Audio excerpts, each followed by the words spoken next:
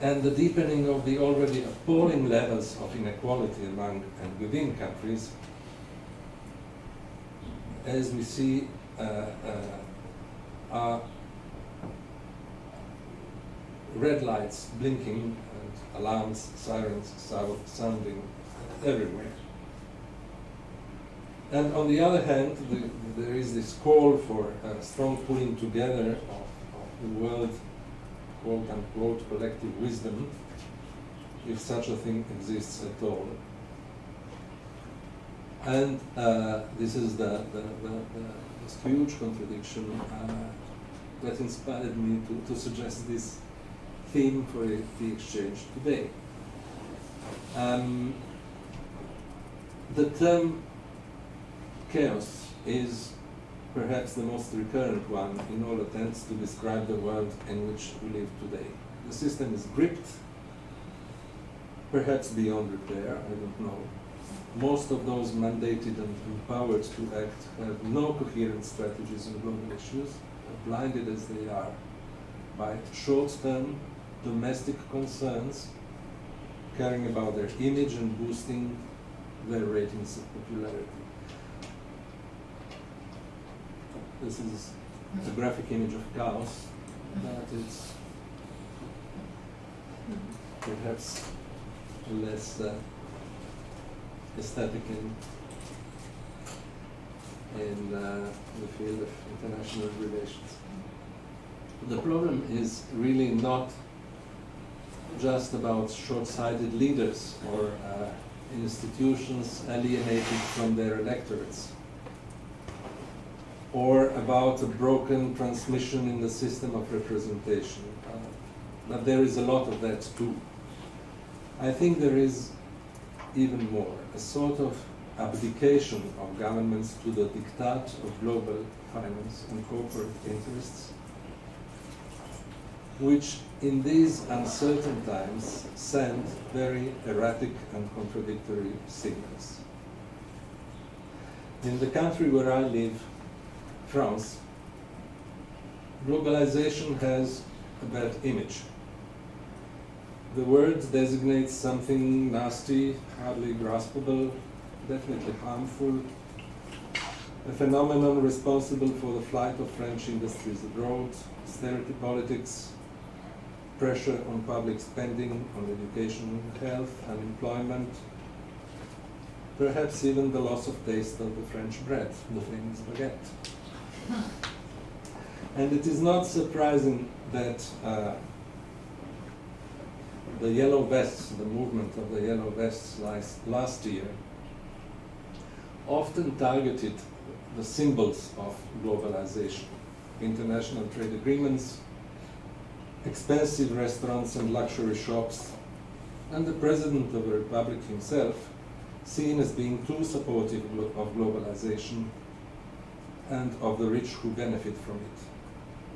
Somehow, the Yellow Vests omitted to target employers, private entrepreneurs, and also the tax-evading multinationals, like Twitter, whose facilities they used extensively as their main communication and mobilization tool. Some of the Yellow Vest marchers also wore what they thought to be the characteristic Gallic helmet, thus signaling their identity, their attachment to their land, their origin, their ancestors, and implicitly a kind of suspicion of whatever is foreign, cosmopolitan, and global. Now, it is true that during the past few decades, neoliberal globalization has not only become unstoppable, it has affected countries and social groups in a very uneven way. It has reshuffled the playing fields of economy and finance within and among countries and continents.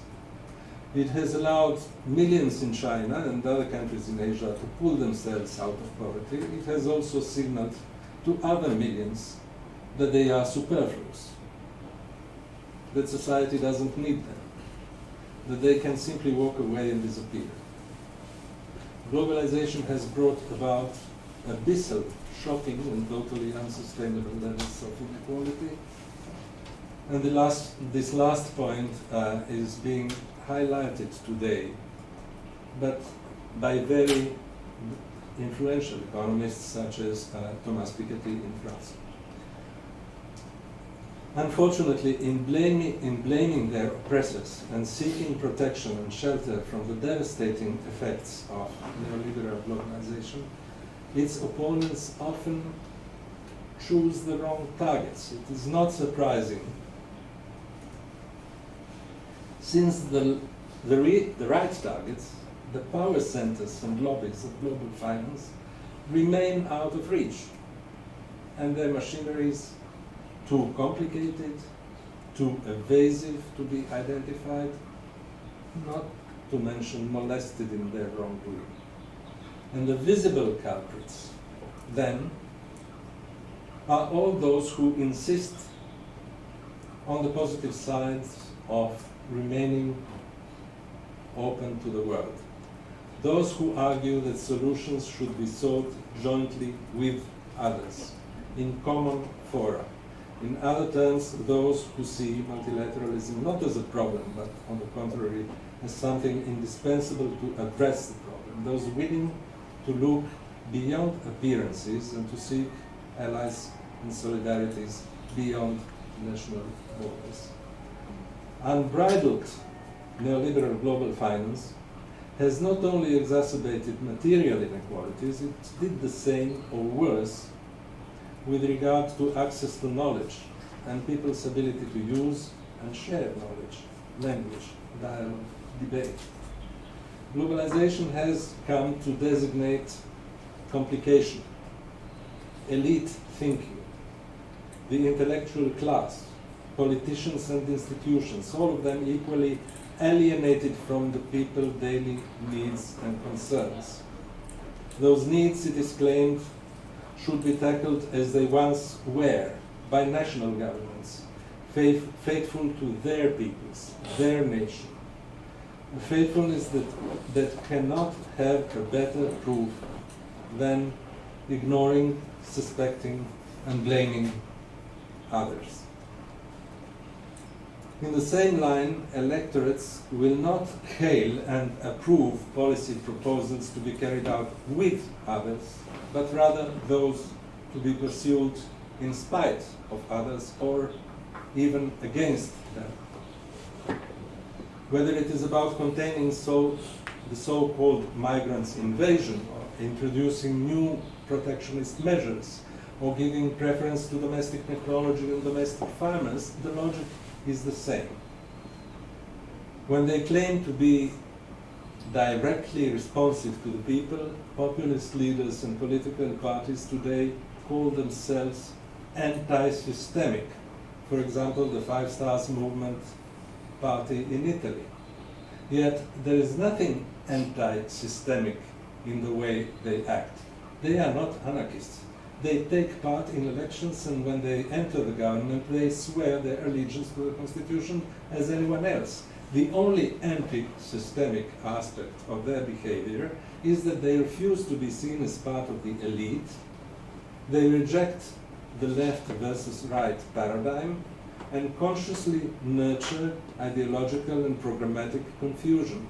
They take erratic, impromptu decisions in response to what they claim to be people's most immediate demands, demands they have often induced themselves by what I call politics of fear, ignoring data and any substantive analysis of any topic, refraining from any constructive pedagogy and leadership. They encourage people to distrust analysis, to refrain from political thinking, to rely on what is presented to them as common sense, but that supposed common sense is most often only a simplistic cliché, a single element willingly distorted, taken out of its context, and expressed in a mobilizing slogan such as Trump's America First, or Boris Johnson's Take Back Control, or France's Marine Le Pen, Protect Europe against migrants' invasion, and so on.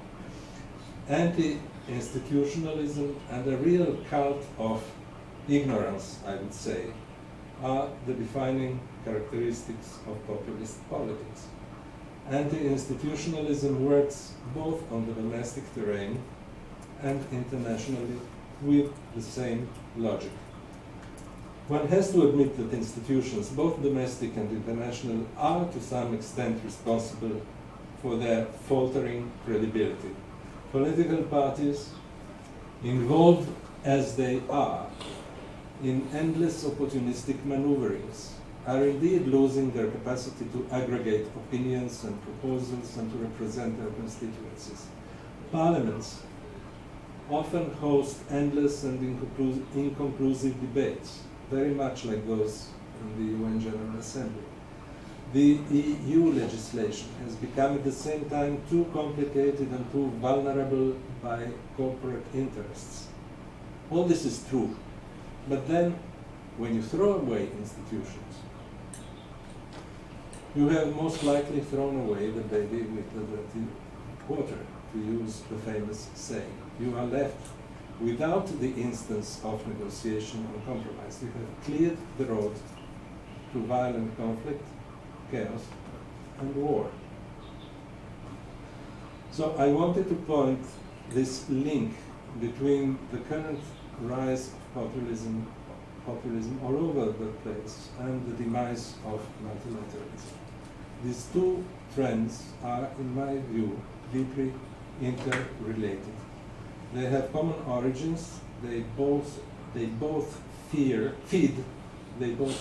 on fear and the loss of confidence in the future, a positive vision of the future, and they very much support each other and multiply each other's pernicious effects. So I don't believe any of the two, can be curbed while the other is blooming. Well, this all sounds very pessimistic, and the only positive end note could be that I've spoken here primarily about the fate and the current disarray of what we may call state multilateralism. I have in mind, as I already pointed out, the United Nations and its multiple bodies, specialized agencies and so on, which are really not in a good shape and which really suffer from the current spreading of national populism, of the unilateral, self-centered, testosterone-fueled policies of the Trumps, Putins, Modis, Bolsonaros, Salvinis, and the like.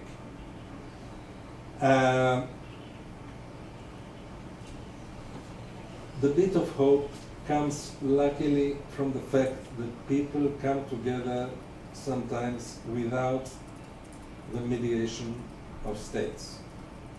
Scientists, intellectuals, scholars, students, artists, bloggers, whistleblowers, thinkers in all imaginable domains. They are not shielded in any way from the rest of the crowd and from the contamination by national populism, yet they could be more resilient to it.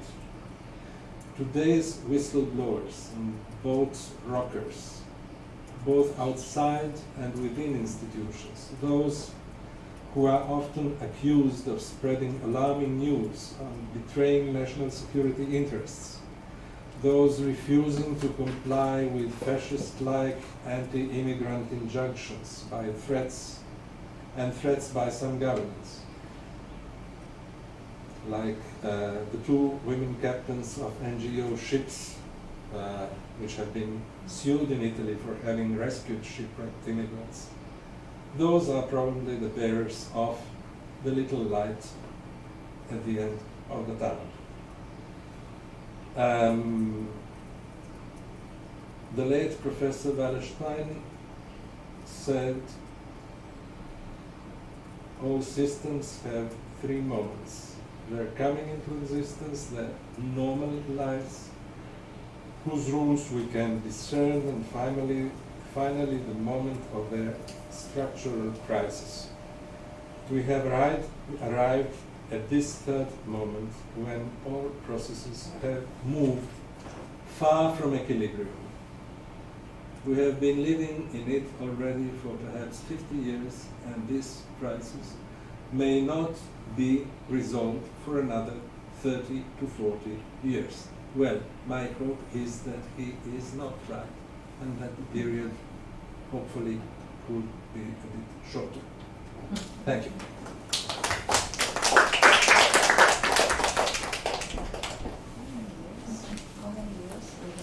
30 to 40. 50.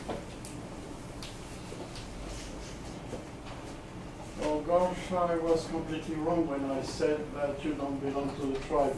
Because what you gave is the perfect talk by a professor of international relations or something like that. So, oh, this is not what I expected. Should we make it right now? Yeah. 10 minutes, so that you can Think about the difficult questions. Yeah. Good.